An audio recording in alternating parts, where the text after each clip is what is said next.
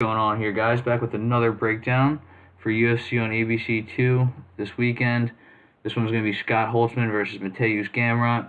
So I'll get right into it. Start with Scott Holtzman here after I do just the fundamentals. Not too much of a difference in reach here. Gamrot's got the slightly bigger frame. Gamrot is the betting favorite, coming in at like about 235. You can see it anywhere from like 220, minus 220, up to like minus 240. It's gone up in his favor. He started, I think I saw him last week on FanDuel. He was at like minus 190. I don't know though. I usually like to get in early, but I haven't been able to lately. But anyway, yeah, so start with Scott Holtzman. Holtzman, the UFC veteran, he's got a lot more UFC fights under his belt, about the same amount of pro fights. But for Holtzman, I lost to Dariush his last time out. Beneil Dariush got knocked out. He was getting pieced up in that one. We've never really seen Scott Holtzman get battered the way he did. Then again, Dariush is a beast. He's got a lot of power. He's been knocking guys out, knocked out Drakkar Close. So it's not the end of the world. If he was going up against a guy who was known for his power, was a knockout artist, there might be cause for concern just because you don't know when a guy's getting knocked out for the first time, especially the way he did. It wasn't even the final shot that was that bad. It was just kind of the whole first round. He was just getting battered. So you just never know what a guy's going to be like mentally. Thankfully for Holtzman, I don't think Gamrot is going to present that particular challenge for him. I do think that this is going to be a tough fight for him. It could be a tough matchup for Holtzman.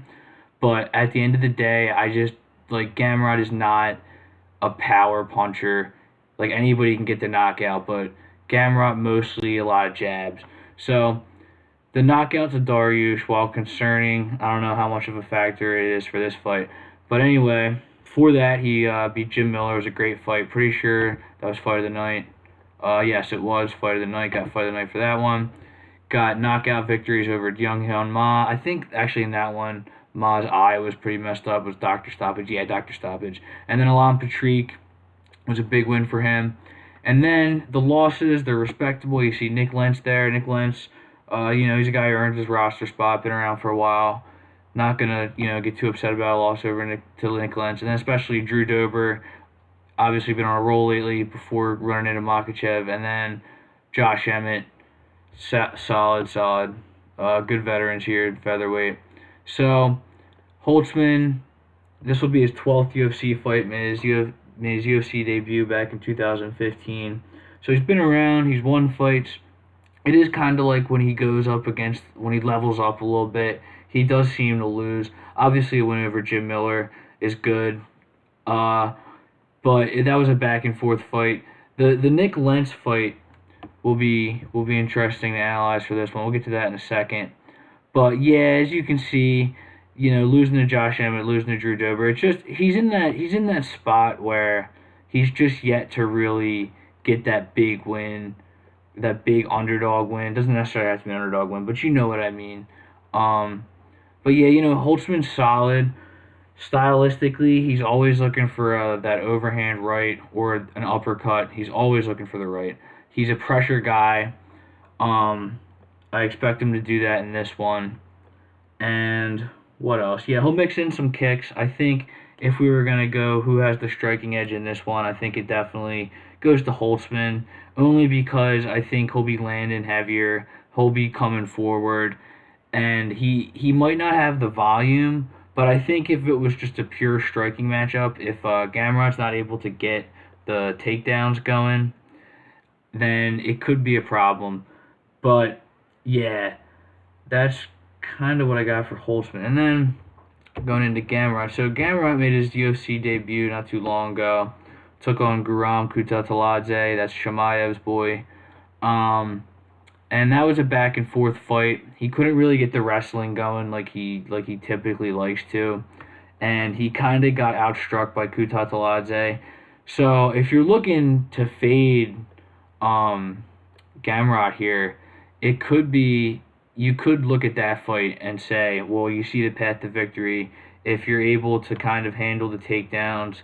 He did get some, but it wasn't like he usually kind of is able to dominate with his takedowns like he did in KSW. But yeah, like I could see Holtzman replicating that game plan, definitely. But on the good side for Gamrot, his striking's kind of elementary, but he's got very good hand speed. Utilizes a lot of feints. He'll change levels with his feints, which he uses to set up his takedowns. That's what his main game plan is usually. Takedowns, very good entries. Works the single leg a lot, and like I said, the entries are good. He doesn't telegraph it, and then once he gets to the ground, he controls the legs pretty well. He's usually able to rack up top control. Holtzman is a guy he's kind of tough to keep down, especially if you're by the fence. But Gamrot has gotten takedowns in the middle of the octagon, open mat. So if he was able to get one of those against Holtzman, it could be bad for Holtzman and very good for Gamrot.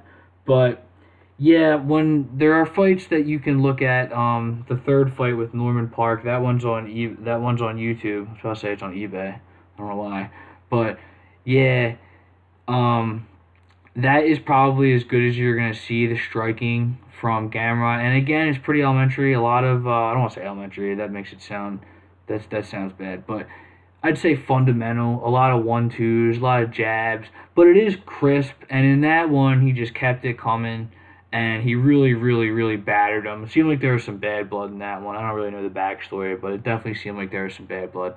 And yeah, he won that one pretty handily. He was splitting the guard well, and his head movement's good. It's very good. He takes his head off the center line. Um, it is a little concerning sometimes if he does get caught. You can kind of tell that he got caught. In the other Norman Park fight, the second one, it was stopped due to what was it? Yeah, Park's eye swelled up, a couple eye pokes. He seems like he has problems with his eyes, but before that, he was kind of like he was breathing out of his mouth, and it just looked like the momentum kind of could have been swimming like Trenton Park's way after Gamrot definitely got the first round in the bag and started out the second round well. So, a guy like Holtzman, if you're looking to bet Holtzman, which Holtzman has the plus odds, yeah, I could see it. If he just comes forward and he doesn't respect his power and he starts landing some shots, and then Gamrot kind of just has to start spamming the takedowns.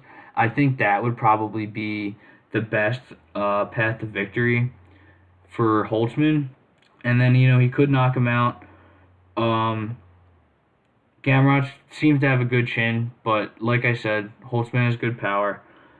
Ultimately, though, I'm definitely leaning with Gamrot in this one. I just think that if we look at the fight with Nick Lentz that Holtzman lost, um, that definitely you can see a path to victory for Gamrot there. It was just kind of volume takedowns. He didn't really hold him down for long, but he was just hanging on the fence, landing some shots, landing some knees. He would get him down from time to time, and then Holtzman would pop back up. I think Lentz got, 7 or 8 takedowns in that one. Not a ton of top control, but it was just enough. And then Lentz with the striking, his hands aren't as fast as Gamrot's. Gamrot definitely has the speed, though. So I could see it where, like, maybe Holtzman's landing the heavier shots. But if Gamrot's just peppering out that jab, he does kind of headhunt, but he will go to the body. He will mix in a leg kick. If he's just kind of out voluming him, even if he's getting cracked, if he's able to get in that striking rhythm, that's how he sets up his takedowns. He gets in that same rhythm, and then he just goes for that single leg, goes to the body lock, and he gets it. And that's what he does. So it's just kind of hard to defend against that completely if it's working. You gotta really crack him. You gotta get him out of that game plan, because if he does get in that striking rhythm, then that's not good. He's gonna be jabbing you to death, and then once he does get in that rhythm, he's gonna go for the takedown. So if he comes out with that game plan, which I think he will, I think he's got it. Obviously, you see he's 17-1. That loss to Kutataladze was his first one. KSW's solid promotion over there in Poland. Definitely one of the better pipelines. probably the best, either the best pipeline from Europe, behind Cage Warriors. So a lot of guys from KSW seem to fly under the radar too.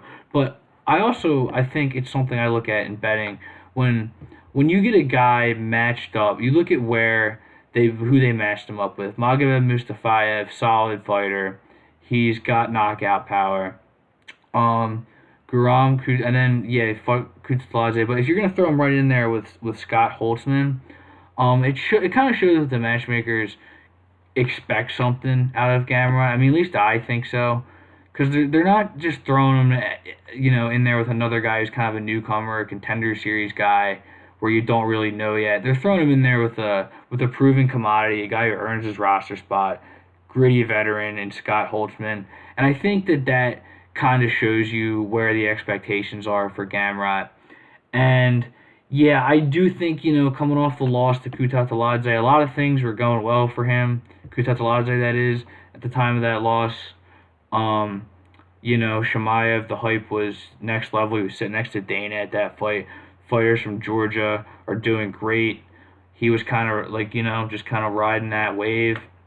So, all those are intangibles. You never know how they matter, but Gamrot did lose his UFC debut as the betting favorite, but I think when you have a guy with his pedigree, these KSW guys are polished.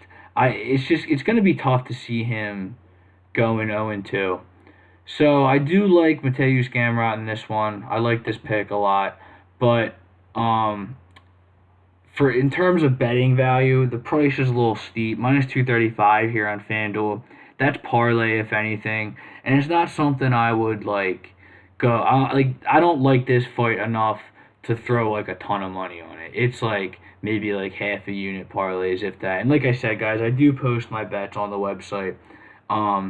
It's not financial advice. I recommend that you watch other people's analysis too, because ultimately, I want to get you guys to the point where you can do this yourself. You know what you're researching. But yeah, it's gonna be a parlay for me. Except for method of victory props, I actually really like this. These just dropped here on FanDuel, so I expect it might trend a little bit. But at even money plus 100, I really like that for Mateusz Gamrot. Probably gonna take a shot at that. Like I said, we'll know by the morning. I am gonna take a shot at that. I'll just say it right now. I'm probably gonna put half a unit on it. At even money, really like that. I was gonna say, because I had here on my notes. This literally must have just dropped an hour ago. If it was anywhere from -130 and down, that was going to be great. But if it was -105 or plus 100, anywhere below that, that was going to be excellent. And I was definitely going to make a bet on it. So plus 100, I like that a lot, because Gamrot, he's gotten a couple stoppages, but He just doesn't have very heavy hands. You never know. Like I said, if Holtzman's chin is going, and I think it's unfair to say that because he got knocked out by Dariush. If that is a thing, though, because it does happen later in the career, just, the tread kind of comes off the tires, could happen. But, yeah, Gamrot's striking is pretty fundamental. A lot of jabs, a lot of 1-2s. He kind of peppers guys rather than just kind of takes their head off with a hook or an overhand. So, yeah, Mateusz Gamrot by decision, I think, is a very good play here. So, yeah, guys, hope you like this video. Stay tuned for more, and be sure to subscribe. Thank you. Take it easy.